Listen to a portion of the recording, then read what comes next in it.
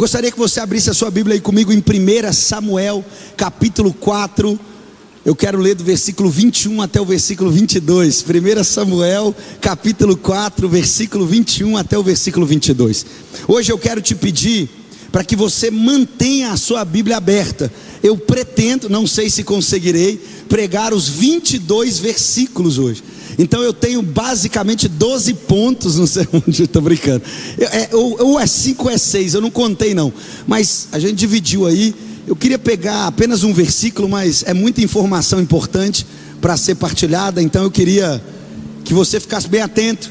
À medida que nós fomos entrando em cada ponto, eu vou lendo a porção de texto que corresponde à exposição daquele ponto, e aí você vai lendo comigo, amém? Então mantenha a sua Bíblia aberta, 1 de Samuel, capítulo 4, e deixa aberta aí. O tema que eu quero compartilhar com os irmãos hoje é Icabode, foi-se a glória de Deus. Irmãos, esse é um período muito dramático da história de Israel. É um período onde o povo de Israel entra numa guerra. Eles levam a Arca da Aliança, símbolo da presença de Deus, para essa guerra. Eles são derrotados e a Arca da Aliança é tomada por um povo ímpio, pelos filisteus. Eles levam essa Arca da Aliança para o meio do seu arraial, e diversas outras tragédias assolam a comunidade de Israel. E é sobre isso que eu quero falar nessa noite. Então eu queria que você fechasse os olhos brevemente. Nós vamos fazer uma oração para que o Senhor nos conduza. Pai, obrigado, Senhor, pela Tua palavra. Oramos nessa noite para que o Senhor fale ao nosso coração, que o Senhor traga para nós discernimento espiritual, Senhor.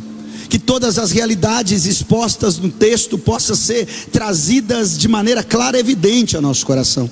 Ilumina os nossos olhos do nosso entendimento, para que possamos compreender a Tua boa, perfeita e agradável vontade. Tudo que nós desejamos é mais da Tua presença. Então venha nos encharcar nessa noite, venha nos inundar nessa noite, venha nos chacoalhar nessa noite, venha agir em nós e através de nós, Pai. Flua como um rio desobstruído, mudando as coisas de lugar, trazendo alinhamento, direção. É o que nós te pedimos em nome de Jesus. Amém, amém e amém. Irmãos, tem algum pentecostal aqui hoje? Então nós vamos junto marchando no nome de Jesus, amém? Irmãos, o livro de Samuel é um livro maravilhoso. Se você tiver a oportunidade nesse ano de lê-lo, eu quero te recomendar essa leitura. Ele é uma espécie de dobradiça entre um período muito especial e dramático da história de Israel. O livro de 1 Samuel, ele está marcando o fim do período do que nós conhecemos como Juízes. Ele é o livro subsequente ao livro dos Juízes. Não havia um rei em Israel, não havia uma liderança proeminente levantada por Deus. O que havia era uma teocracia. Esse era um povo extremamente ímpio, que havia se esquecido das leis do Senhor, e cada um seguia o que gostava, o que entendia por bem na sua própria cabeça. Nesse tempo, Deus levanta um último juiz. Ele é um marco temporal de uma transição do que nós conhecemos como período dos juízes, a teocracia, para o período da monarquia. Depois dele se levanta Samuel. E o texto que nós vamos ler, a porção de texto que vamos expor, ela marca um período onde Deus aprova Samuel e Deus reprova Eli e a sua família, reprova o sacerdócio de Eli. Eli julgou Israel, liderou Israel durante 40 anos. E o seu reinado foi um reinado onde ele ocupava a função de sacerdócio. Mas era um homem que se tornou indiferente às coisas de Deus. Era alguém que tinha 2 filhos que também ocupava a função de sacerdote. Era Hofni e Finéias. Embora fossem filhos de um pai zeloso, eles eram jovens completamente distantes do coração do seu pai. Eles roubavam as ofertas que eram colocadas no altar. Também se prostituíam com as mulheres que serviam no templo. Eles eram homens ignorantes e maltratavam o povo, e não tinham nenhum temor ao Senhor. No entanto, Eli, ao invés de corrigir os seus filhos, exortar os seus filhos, Eli era complacente com o pecado dos seus filhos. Ele era um pai omisso e de alguma maneira deixava passar os pecados dos seus filhos, de modo que essa atitude desse líder influenciou todo o povo de Israel. Em toda a nação de Israel se tornou um povo distante, se tornou um povo indiferente, se tornou um povo mergulhado na idolatria, na prostituição, um povo mergulhado nos seus pecados. É nesse inteirinho, nesse intervalo, que Deus olha para uma mulher que clamava por filhos, Ana, esposa de Eucana, que era estéril. Ela clama ao Senhor dizendo: se o Senhor me der um filho, esse fruto do meu ventre eu vou consagrar ao Senhor. Então Deus ouve a oração de Ana e milagrosamente ela se engravida e dá à luz a um jovem, que o nome dele é Samuel. E Samuel é entregue a Eli. Veja bem, o mesmo Eli que naufragou criando seus 2 filhos, Hófni e Finéias, agora recebe o menino que é a promessa de Deus. No pior ambiente, Samuel cresce, mas cresce na direção do Senhor, cresce como um profeta, tendo intimidade com Deus, cresce como alguém que é guiado por Deus, alguém que tem uma palavra de Deus para liderar o povo. De um lado, existe uma franca decadência de um juiz de Israel que agora está entrando em colapso. Do outro lado, Deus está levantando com a sua soberana providência um profeta para guiar a nação a partir do teu Santo Espírito. Isso já traz para nós, ainda no campo da introdução, uma linda realidade de que Deus sempre tem o controle da sua história nas mãos. Irmãos, preste atenção. Todas as vezes que líderes se corrompem, eles entram em franco declínio. Todas as vezes que líderes carismáticos de grande influência, que são guiados por Deus, se desviam do caminho do Senhor, não ache você que Deus aprova só porque um dia usou, vai usar o resto da vida. Não, à medida que Deus está desaprovando um, Ele está levantando outro. Quando Eli cai, Deus já tem levantado um Samuel. E assim com a gente, assim com a igreja. Quando o líder está caindo aqui, Deus está levantando outro líder lá. Quando o líder está sendo reprovado aqui por Deus, ao mesmo tempo Deus está aprovando um outro coração aqui. Irmãos, e é mediante essa narrativa que eu quero começar a expor o texto com você. Pega aí comigo versículo 1 e versículo 2. Olha o que o texto diz: e a palavra de Samuel espalhou-se por todo Israel. Nessa época, os israelitas saíram à guerra contra os filisteus. Eles acamparam em Ebenezer e os filisteus em Afeque. Os filisteus dispuseram de suas forças em linha para enfrentar Israel, e intensificando-se o combate, Israel foi derrotado pelos filisteus, que mataram cerca de 4.000 deles no campo de batalha. Primeiro ponto: nem todas as batalhas são batalhas de Deus. Irmãos, o povo de Israel de alguma maneira estava acostumado com as vitórias. Afinal, eles eram um povo da aliança. Afinal, era o povo que Deus havia libertado do Egito, tirado com mãos poderosas das garras de Faraó, atravessado o deserto do Sinai, entrado na terra prometida, levantado inúmeros juízes para libertar esse povo. A partir daí eles acham que toda batalha em nome de Deus é uma batalha vencida. Eles acham que podem lutar contra qualquer tipo de inimigo, que basta o povo de Israel, por ser o povo da aliança, que eles sairiam vitoriosos. Além disso, os filisteus eram um inimigo antigo do povo de Israel. Esse confronto entre Israel e os filisteus já aconteceu há mais de 300 anos. Vários dos juízes registrados no livro de Juízes enfrentaram justamente esse arqui-inimigo. Agora você tem novamente os filisteus se levantando como um povo para combater o povo do Senhor, e você tem o povo do Senhor indo para a guerra. Mas sabe o que é interessante? É que não há nenhuma menção de que o povo de Deus consultou a Deus se deveria ir para a guerra ou não. Não há nenhuma menção se eles deveriam lutar contra os filisteus nesse momento. Mas era o povo de Deus. Os filisteus eram o povo contra Deus. Mas não quer dizer que você é de Deus, que você pode fazer o que você quer, entrar na guerra que você quiser. Irmão, nem toda batalha Deus está com você. Tem guerra que a gente entra por nossa conta.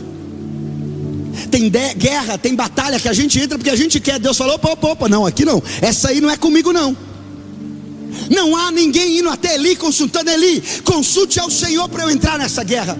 Não há ninguém oferecendo um sacrifício ao Senhor dizendo: Deus, responda se devemos entrar nessa guerra. Esse povo então vai para o campo de batalha, e lutando uma guerra que Deus não os chamou para lutar, eles tomam uma surra dos filisteus. 3.000 soldados da infantaria de Israel são solapados pela espada dos filisteus. Eles perdem essa batalha no campo de batalha. Eles olham e não veem a mão poderosa do Senhor lutando por eles. Porque, irmãos, a bênção do Senhor está com você quando você está no caminho do Senhor. Se estiver fora do caminho do Senhor, Deus recolhe a mão. Nem toda briga é briga para a gente envolver. Nem toda batalha é batalha para a gente envolver. Nem toda guerra é guerra que a gente tem que enfrentar. Tem briga que é briga do irmão, não é nossa briga. Tem guerra que é guerra do outro, não é a nossa. Ao passo de que quando estamos na guerra certa, Deus garante a nossa vitória. Mas se a gente lutar a guerra errada, irmão, a derrota é certa. E aí esse povo derrotado, o povo do Senhor, mas foi derrotado. O que aconteceu? Eles voltam para o acampamento e olha que interessante, versículo 3 e versículo 4. Quando os soldados voltaram ao acampamento, as autoridades de Israel perguntaram: por que o Senhor deixou os filisteus nos derrotarem? E acrescentaram: vamos a Siló buscar a arca da aliança do Senhor, para que ela vá conosco e nos salve das mãos dos nossos inimigos. Então mandaram trazer de Siló a arca da aliança do Senhor, que tem o seu trono entre os querubins. E os 2 filhos de Eli, Hofni e Finéias, acompanharam a arca da aliança de Deus. O segundo ponto: Deus não pode ser domesticado. Irmãos, eles entram numa guerra que Deus não mandou eles entrarem. Eles perdem a guerra. Ao invés de voltarem cheios de temor e se arrependerem por seguirem uma direção que Deus não havia dado, dizendo: Deus, nós nos arrependemos, não era a hora de lutar contra os filisteus, era o inimigo certo na hora errada. Nós entramos numa batalha que o Senhor não nos chamou para entrar. Sabe o que eles fazem? Eles vão até Siló, aonde ficava o tabernáculo. Chegando lá em Siló, eles encontram a comunidade de Israel, os líderes, os anciãos. E eles falam: olha, nós somos derrotados, 3.000 dos nossos morreram no campo de batalha. Eles perguntam: por que Deus nos permitiu perder? Por que Deus deixou a gente perder? Chega uma brilhante ideia, simplista. Já sei. É só pegar a arca da aliança, levar a arca da aliança para o campo de batalha, e se a presença de Deus, que era símbolo da arca da aliança, estiver com a gente ganha a batalha. Irmão, sabe o que eles estão fazendo? Eles estão tentando domesticar a Deus. É como se Deus, uma força poderosa que não se pode controlar. Meu irmão, deixa eu te dizer, a igreja não é patrona do Senhor, é o Senhor que é o patrono da igreja. O pastor não é o patrono da voz de Deus, é Deus que é o patrono da sua palavra. Nós não podemos colocar uma focinheira em Deus, como se pudéssemos controlar e dizer para onde nós levamos Ele ou não. Irmão, preste atenção, a arca da aliança no livro de Deuteronômio, ela só podia ser tirada do tabernáculo se Deus assim o ordenasse. Não há nenhum registro de que esses homens consultaram a Deus para tirar a arca da aliança. E a arca da aliança em si, ela não tinha poder nenhum, ela era apenas uma lembrança, uma simbologia da presença de Deus no meio do seu povo, mas ela não tinha poder para mudar nada. Não era ela que fazia o povo de Israel vencer as batalhas, afinal era só uma urna feita de madeira de acácia, banhada de ouro, com o símbolo da lei, do maná e a vara de Arão que floresceu no deserto. Mas ela mesmo não podia mudar absolutamente nada. O povo prefere confiar no amuleto do que confiar no Senhor. Eles preferem confiar em uma espécie de pé de coelho ao invés de confiar no Senhor. Preste atenção, porque hoje a gente faz exatamente igual o que os judeus fazem. Você pega seus planos fadados ao fracasso, que é tudo errado, aí chega diante do Senhor e fala assim: Deus, eu estou vindo na igreja para Deus me abençoar. Aí Deus está dizendo: como é que eu vou abençoar aquilo que vai contra o meu caráter? Você vai entrar numa batalha e chega e fala: não, eu estou vindo aqui para buscar a presença do Senhor, porque eu vou para a batalha. Aí Deus está dizendo: como é que eu vou com você se essa batalha contraria o meu caráter? E nós somos extremamente supersticiosos, irmão. Você vai ver um jogador de futebol, ele vai entrar em campo, ele tem que entrar com o pé direito, senão a presença de Deus não está. Então ele põe o pé direito, mas não pode só ser o pé direito, tem que dar 3 pulinhos. Aí está tudo bem, aí vai dar certo. Não, então a gente coloca uma camisa com o nome de Jesus, aí vai dar certo. A gente pega um terço, amarra o terço na mão, aí vai dar certo. A gente faz um sinal da cruz, aí vai dar certo. Aí a gente resolve de alguma maneira tentar domesticar Deus para entrar nas bagunças que somos nós que arrumamos, irmão. Deus é indomesticável, Ele é uma força incontrolável. Se Ele quiser fazer, Ele faz. Se Ele quiser te dar vitória, Ele te dá. Mas se quiser fazer que você saia derrotado, Ele também faz. Deus tem um caráter absoluto, irmão. Nós não conseguimos controlar o Senhor. Eu não posso dizer para você, vem para Lagoinha, porque aqui é a única igreja de Deus. Eu não posso dizer para você, eu tenho a palavra final sobre a sua vida, irmão. Deus não está numa focinheira, preso no altar da Lagoinha. Ao contrário, Ele é o dono dessa igreja. Deus não está sendo controlado e manipulado por um pastor, não, ao contrário, Ele é o dono do pastor. Deus não pode ter a sua palavra manipulada. Ele é o dono da palavra. Se um dia eu me afastar dessa palavra e pregar uma mentira, Ele pega qualquer outro boca fedido e coloca o Espírito Santo dele e usa, porque eu não tenho monopólio do poder de Deus e da sua ação sobrenatural na história, irmão. Sabe o que nós precisamos entender? É que não dá para manipular o Senhor. E eu sei que talvez você tenha chegado aqui com seus planos, seus projetos, e está colocando diante do Senhor e está falando, Deus abençoa. Mas eu oro para que nessa noite Deus vire a sua mesa, jogue tudo no chão e fala assim: é o meu jeito, é a minha agenda, é o meu projeto, e você vai para cima no nome de Jesus. Não dá para domesticar, irmão. Olha que loucura. Além de não consultarem para tirar a arca da aliança, eles colocam 2 homens ímpios para acompanhar a arca, Hofni e Finéias. Os caras estão cercando o símbolo da presença de Deus. Sacerdócio corrompido, adúlteros, ladrões, vendilhões, que estão segurando a presença de Deus. E sabe o que é triste, irmão? É porque hoje o altar está cheio das mesmas pessoas do caráter de Hofni e Finéias.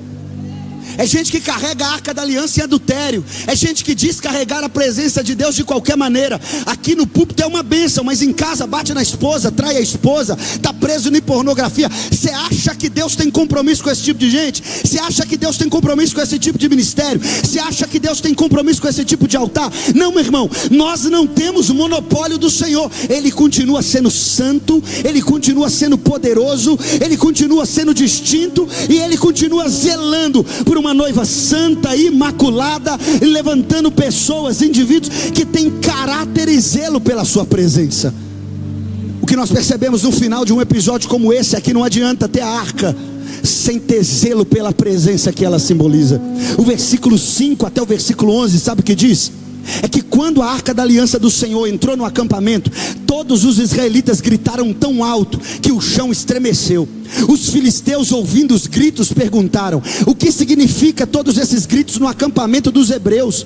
Quando souberam que a arca do Senhor viera para o acampamento, os filisteus ficaram com medo e disseram: deuses chegaram no acampamento, ai de nós, nunca nos aconteceu uma coisa dessa. Ai de nós, quem nos livrará das mãos desses deuses poderosos? São os deuses que feriram os egípcios com toda espécie de praga no deserto. Sejam fortes, filisteus, sejam homens, ou vocês se tornarão escravos dos hebreus, assim como eles foram escravos de vocês. Sejam homens e lutem. Então os filisteus lutaram, Israel foi derrotado, cada homem fugiu para a sua tenda. O massacre foi muito grande. Israel perdeu 30.000 homens de infantaria. A arca de Deus foi tomada, e os 2 filhos de Eli, Hofni e Finéias, morreram. O terceiro ponto: nem tudo que tem aparência espiritual tem aprovação divina. Irmão, não é porque acontece na igreja que tem a bênção de Deus. Não é porque a iniciativa foi de pastor que tem a bênção de Deus. Não é porque foi o líder do GC que fez que tem a bênção de Deus. Sabe o que está acontecendo aqui?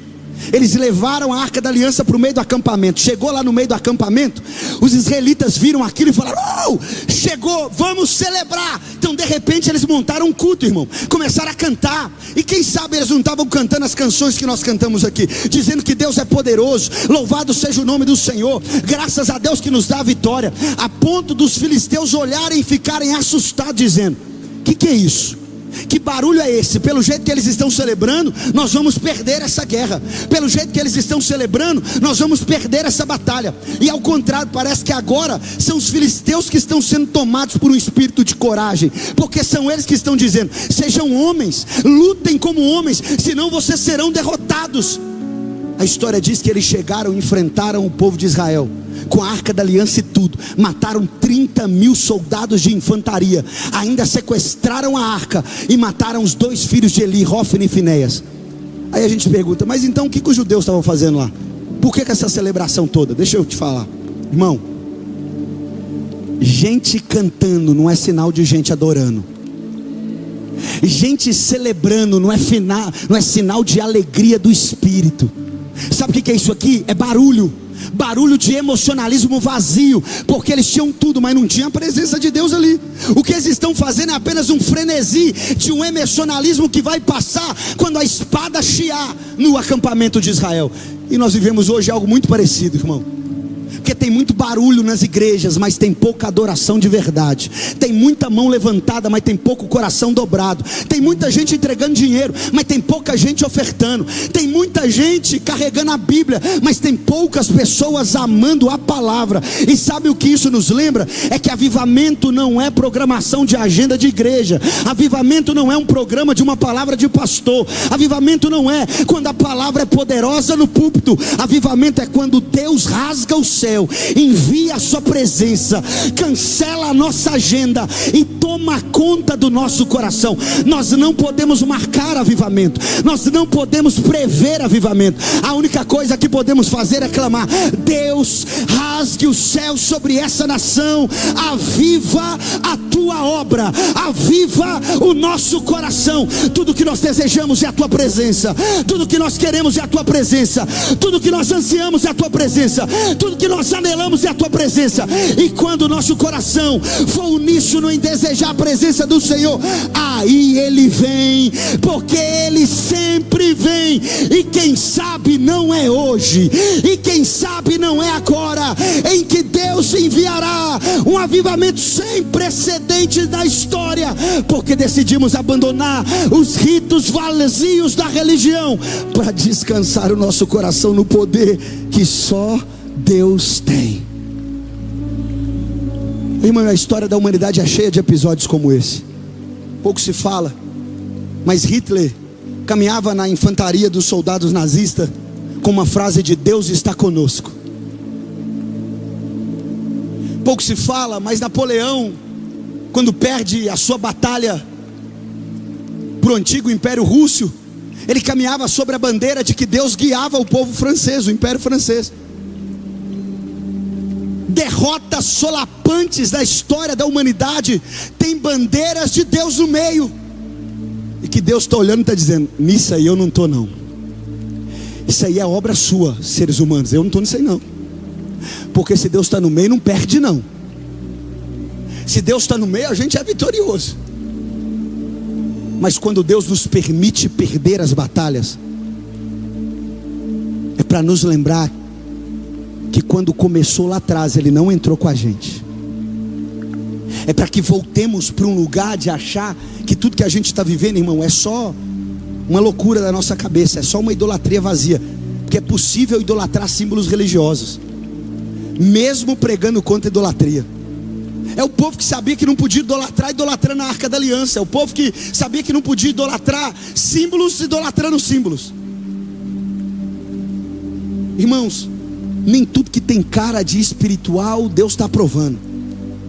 A igreja de Laodiceia era um exemplo disso. Bonita, culto pujante, forte. E o que Cristo diz para essa igreja é: eis que estou à porta e bato. Ele está do lado de fora da igreja, que Ele é o dono. Você já parou para pensar nisso? Eu chegar na minha casa e não ser impedido de entrar na minha própria casa, que eu sou o dono. É Cristo falando para uma igreja: eu estou do lado de fora de vocês. O culto é bonito, a reunião é solene, é maravilhoso, tem música, tem tudo, mas só não tem a presença de Jesus. Irmão, não adianta a gente cantar, não adianta dar pirueta, não adianta ter camisa, não adianta dar mortal para trás, não adianta ter cura, não adianta ter nada, se não tiver a presença do Senhor Jesus com a gente.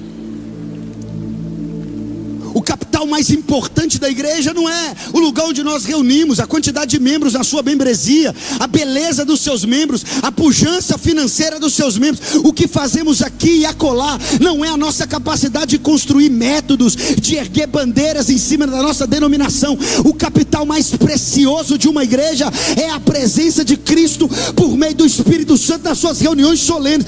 Se o Espírito Santo não estiver aqui, nosso louvor é só barulho. Se o Espírito Santo não estiver aqui, a pregação é só alguém fazendo gracinha. Se o Espírito Santo não estiver aqui, irmão, nós já estamos mortos como sepulcros vazios. Mas se o Espírito Santo for o dono dessa casa, aqui vai ter cura, aqui vai ter avivamento, aqui vai ter restauração, aqui vai ter sobrenatural, porque Ele é quem conduz a sua igreja. O versículo 12 diz: naquele mesmo dia, um benjamita correu da linha de batalha até Siló, com roupas rasgadas e terra na cabeça. Quando ele chegou, Eli estava sentado observando da sua cadeira ao lado da estrada, pois seu coração temia pela arca do Senhor. O homem entrou na cidade e contou o que havia acontecido, e a cidade começou a gritar. Eli ouviu os gritos e perguntou: o que significa esse tumulto? O homem correu para contar tudo a Eli. Eli tinha 98 anos de idade, seus olhos estavam imóveis e ele já não conseguia enxergar. O homem lhe disse: acabei de chegar da linha de batalha, fugi de lá hoje mesmo. Eli perguntou: o que aconteceu, meu filho? O mensageiro respondeu: Israel fugiu dos filisteus e houve uma grande matança entre os soldados. Também os seus 2 filhos, Hófni e Finéias, estão mortos, e a arca de Deus foi tomada. Quando ele mencionou a arca de Deus, Eli caiu da cadeira para trás ao lado do portão, quebrou o pescoço e morreu, pois era velho e pesado. Ele liderou Israel durante 40 anos. O quarto ponto: a negligência espiritual tem um preço. Irmãos, Eli era o sacerdote, mas a Bíblia diz que ele estava pesado e não conseguia sair da cadeira que estava sentado. Diz que ele não conseguia se mover, ele estava cego, ele não enxergava mais. Mais do que falar sobre alguém idoso, alguém sedentário, é um estado espiritual que o texto está narrando. Eli era indiferente, Eli não enxergava o pecado dos seus filhos, Eli não enxergava o pecado na comunidade de Israel, Eli não enxergava o que Deus estava falando com ele o tempo todo, a ponto de Deus falar com Samuel, dormindo na mesma casa que Eli, no mesmo ambiente. Eli não ouve a voz de Deus, quem ouve é Samuel. Eli é alguém que é o retrato exato do que a negligência pode nos levar, irmão. A negligência espiritual pode nos levar à morte espiritual. Se você negligencia hoje a sua vida espiritual, o seu destino amanhã é morte. O seu destino amanhã é cair da cadeira, é perder a visão, é perder a mobilidade, é perder a capacidade de andar na direção guiada pelo Espírito Santo de Deus. Eli representa exatamente o que nós estamos, sedentários espiritualmente. Uma igreja que não ora mais, uma igreja que não ama mais a palavra, um povo que não acorda mais às madrugadas para orar, gente que canta por cantar, gente que não presta atenção das letras do que canta, um povo que se tornou completamente negligente com a vida espiritual. Irmão, deixa eu te dizer, Deus não te chamou para ser membro de uma igreja e ter uma carteirinha passada de um sistema humano. Deus te chamou para ser alguém cheio do Espírito Santo de Deus, alguém que ama a presença dele, alguém que não consegue ficar longe da palavra, da adoração, do ambiente da presença de Deus, meu irmão. Aí está aqui na igreja adorando ao Senhor, mas lá fora está ouvindo música de prostituição. Aí está na igreja adorando ao Senhor, mas lá fora está ouvindo o raio da Ofélia que não desce dessa torre nunca. Aí está na igreja adorando ao Senhor, mas o coração está tomado de iniquidade. Irmão, sai desse lugar, a conta chega. Aí depois a gente quer ser fervoroso, aí depois quer amar o Senhor, aí depois não entende, porque um tem um nível de revelação maior do que o outro. Irmão, não é que Deus se revela mais para um do que para outro, é porque alguns se entregam mais do que outros, alguns têm mais sede do que outros, alguns têm mais fome do que outros, porque enquanto Eli está sentado confortavelmente na cadeira da negligência, Samuel está buscando a face do Senhor. Enquanto Eli está cego e não enxerga mais um palmo à sua sua mão. Samuel tem uma chama de lamparina que ele não quer deixar apagar, porque ele ouviu de Deus dizendo: a chama deverá arder continuamente no altar. E como é que está o foguinho do seu coração nessa noite, crente? Está chaminha? Ou está uma chama mais graúda aí? Que não adianta, irmão, se a gente não investir tempo no Senhor e não despertar de uma negligência espiritual, nós não vamos colher frutos de uma vida espiritual saudável. Aí a gente vai viver na indiferença mesmo. Aí a gente vive de manipulação mesmo. Aí a gente vive dessas loucuras do mundo gospel. Irmão, Deus não está querendo gente que parece crente, não. Ele quer seu coração de verdade. Essa semana, pelo menos os reformados foram tomados de uma notícia muito triste. Um dos teólogos mais famosos do meio reformado, o Philip Yancey, ele foi descoberto em adultério, que já tinha uma segunda família, há mais de 8 anos com uma segunda família. Um teólogo, escreveu livros que são best-sellers no Brasil e no mundo, como O Eclipse da Graça, O Amor de Deus Revelado no Evangelho. Vários livros que são best-seller. Mas o que pode, irmão, como que Deus pode usar? Irmão, toda negligência espiritual tem um preço.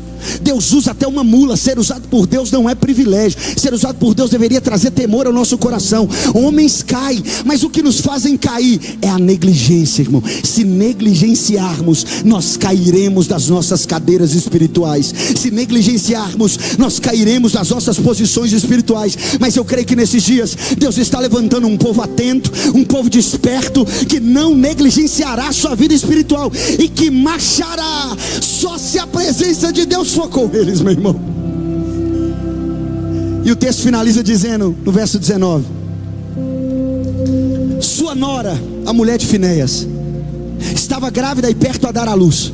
Quando ouviu a notícia de que a arca de Deus havia sido tomada e que seu sogro e seu marido estavam mortos, entrou em um trabalho de parto e deu à luz, mas não resistiu a dores de parto. Enquanto morria, as mulheres que a ajudavam disseram: não se desespere, você teve um menino. Mas ela não respondeu nem deu atenção. Ela deu ao menino o nome de Icabode e disse: a glória se foi de Israel, porque a arca foi tomada e por causa da morte do sogro e do marido. E ainda acrescentou: a glória se foi de Israel, pois a arca de Deus foi tomada. E o último ponto: a glória de Deus no cativeiro dos homens.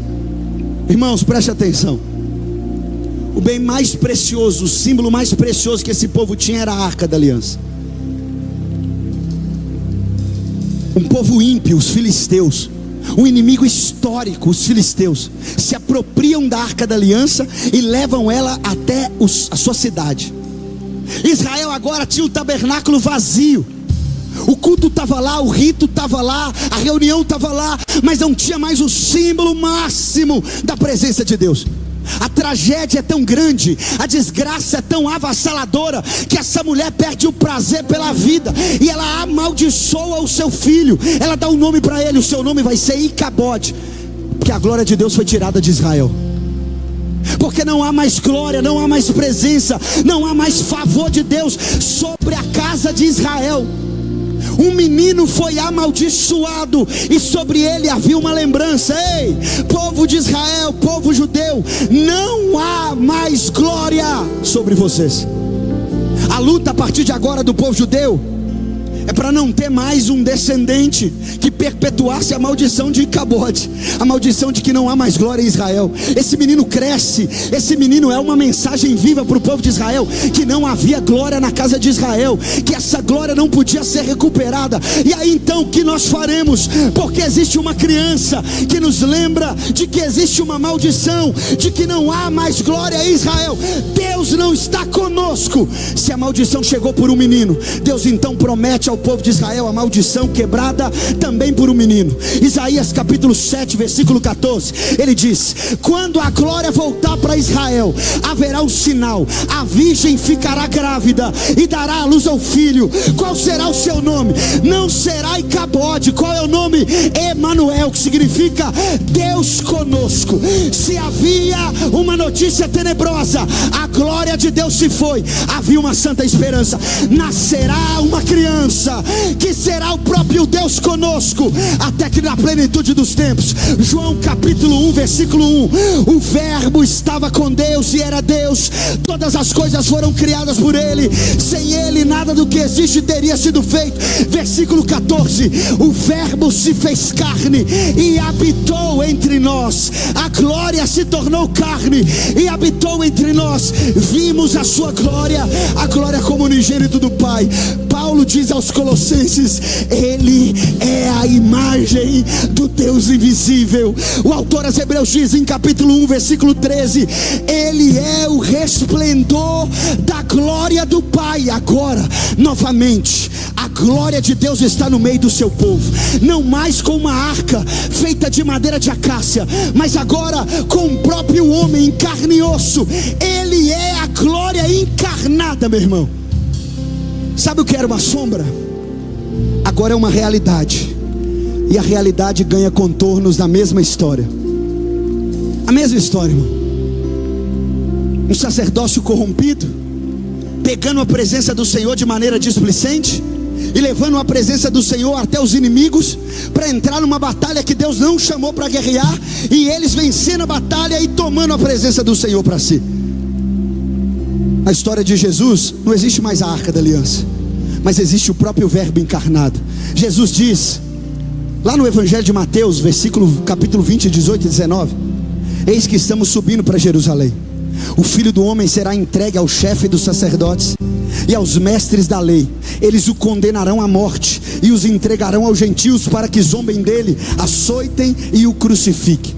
Sabe o que aconteceu, irmãos? Novamente os sacerdotes prenderam a presença de Deus, agora encarnada. Novamente um sacerdócio corrompido, Anás e Caifás. Havia duplo sacerdote, eles perverteram a verdadeira religião. Novamente eles levam até o acampamento do inimigo. Agora não é os filisteus, tira os filisteus de cena, entra o Império Romano. Sabe qual que é o desejo dos dois sumos sacerdotes, Anás e Caifás? É que Israel domine sobre Roma, assim como o povo de Israel queria dominar sobre os filisteus. E Deus estava dizendo: não, essa guerra não é minha, eu não quero vencer a guerra com Roma, eu tenho outra guerra para lutar. Agora está lá os sacerdotes corrompidos carregando a arca da aliança para enfrentar o Império Romano. Eles chegam para o Império Romano e falam: está aqui, a arca da aliança chegou, nós não seremos derrotados. Pôncio Pilatos pega e pergunta: estão dizendo por aí que você é um rei. E ele diz: é tu que dizes. Sabe o que o império inimigo faz? Lava a mão e pega o símbolo da presença de Deus e fala: já que o povo quer, manda crucificar, e a gente elimina esse problema. Acaba com a esperança de quem acha que ele é o Messias. Novamente a presença de Deus é sequestrada.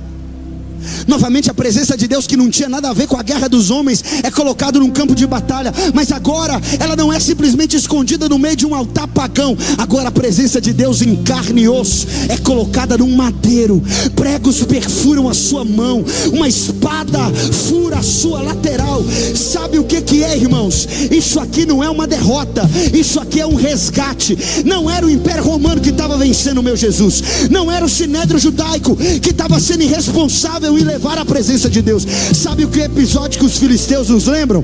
É que um dia a verdadeira presença de Deus será levada ao acampamento inimigo. Um dia a verdadeira presença de Deus será traída pelo seu povo. Um dia a verdadeira presença de Deus será cravada numa cruz. Mas um dia Deus transformará a maldição em uma bênção sem precedentes. Sabe o que Deus enfrentou? Ele está dizendo: as batalhas que vocês querem me colocar, que eu não tenho nada a ver, eu não estou nelas. Mas as batalhas que vocês não dão conta de enfrentar, essa eu vou enfrentar por vocês. Sabe qual é a batalha que você não dá conta? É a batalha contra o pecado. Pois bem, a presença de Deus não conheceu o pecado, mas Deus o fez pecado por nós, para que nele fôssemos feitos justiça de Deus. Sabe qual batalha você não podia enfrentar? A batalha contra o diabo. Mas sabe o que ele diz? Que em breve o Deus da paz, esmagará a cabeça de Satanás. Sabe qual batalha você não podia enfrentar?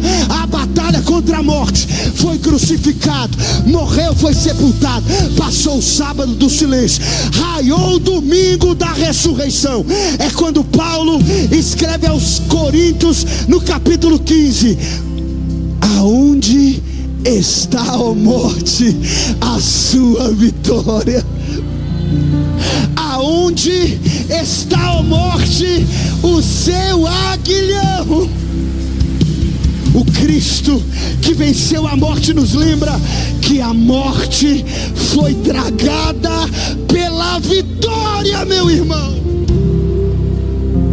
Se do lado de cá tem alguém gritando: e Icabode, não foi aqui que ficou a glória de Deus, do lado de lá eu estou vendo o Emanuel, cheio de graça e verdade, foi no acampamento do inimigo e venceu a batalha que eu não podia vencer, triunfou a guerra que eu não podia guerrear, e disse para mim: a sua batalha a partir de agora, ela não é contra carne nem sangue, ela é contra principados e potestades. Mas sabe qual é o seu papel?